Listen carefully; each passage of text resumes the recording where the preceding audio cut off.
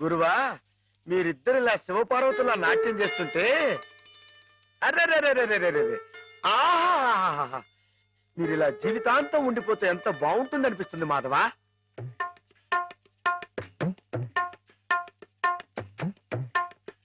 మాధవ, ఏం చేస్తున్నావు అక్కడ? మేమిద్దరం పెళ్ళాట ఆడుకుంటున్నాం.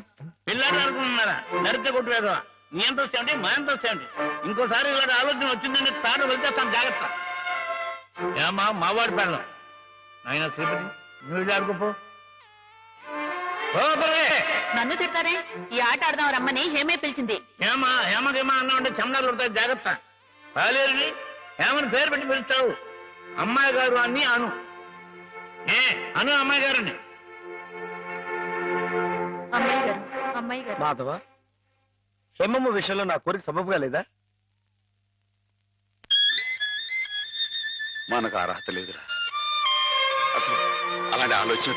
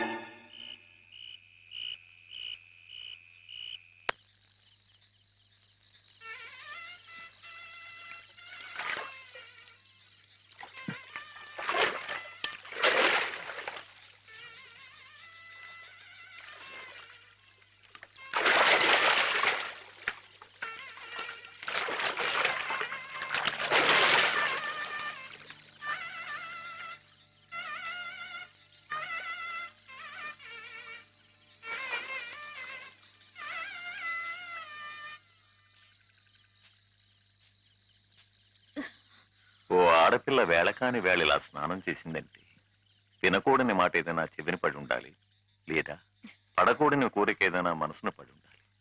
అవునా అమ్మా? రాత్రి శివుడి వేషంలో ఉన్న మాధవ పక్కన నేను పార్వతిలా నిలబడాల్సి వచ్చింది బాబా. పార్వతిలా నటిస్తేనే స్నానం చేశావు. రేపు ఆ శివుడి పక్కన పార్వతిలా జీవించాల్సి వస్తే?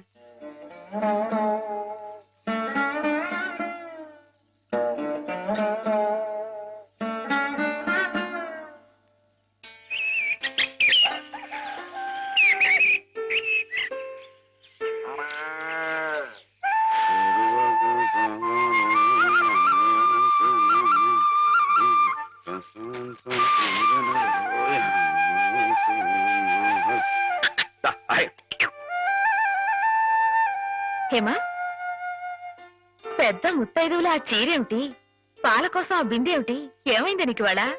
ఏం కాలా, నేను వెళ్ళి నీళ్లు తీసుకొస్తాను, నువ్వు వెళ్ళి పాలు తీసుకురా.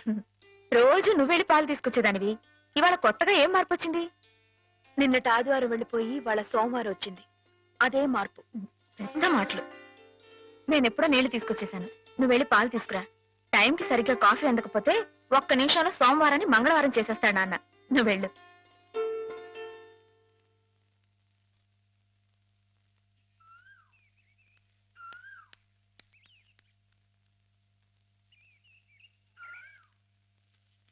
రండి రండి.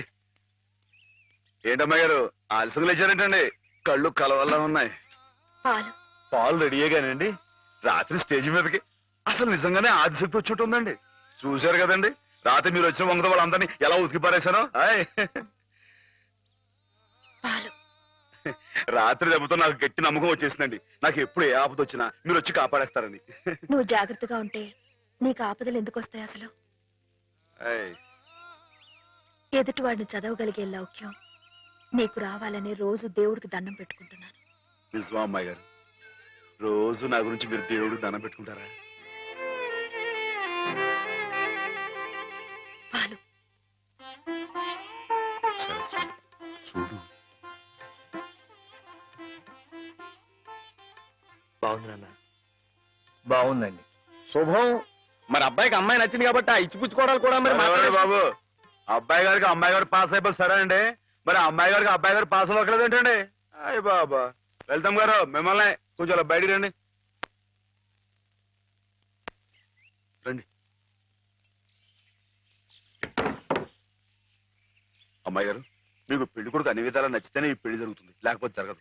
చెప్పండి, మీకు అబ్బాయి నచ్చాడా? ఆడపిల్లలు నువ్వు ఇట్ట అడగగానే అట చెప్పేస్తారా? రైటే లేండి. ఇటప్పుడు కొంచెం ఇరకాడంగానే ఉంటుంది. ఓ పని చేయండి, అబ్బాయి మీకు నచ్చితే నవ్వుతూ తలదించుకోండి. నచ్చలేదనుకోండి కోపంగా నాకేసి తిరిగి చూడండి. అయ్యి బాబాయ్ అదేంటండి? అటు నవ్వు కాదు ఇటు కోపం కాదు, అటు బాధగా చూసి అర్థం ఏంటండి? నాన్నని, చెల్లెల్ని, మిమ్మల్ని అందరినీ వదిలి వెళ్ళాలంటే బాధగా ఉంది. రైటేనండి. ఆడపిల్ల అంటే అంతే కదండి. పాప రేపు హేమ గారు కూడా అంతేలే.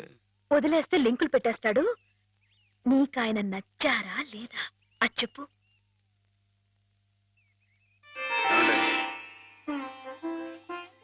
పాస్ అయిపోయినట్టే.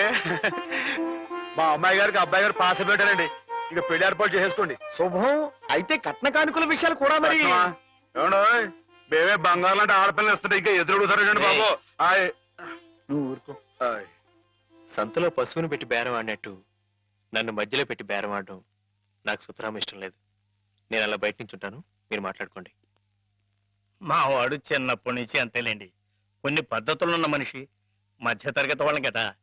తప్పని తెలిసినా కొన్ని బాధ్యతలను నెరవేర్చడానికి కొన్ని పనులు చేయక తప్పదు. మరి ఏమంటారు బావగారు? అవన్నీ ఎందుకండి?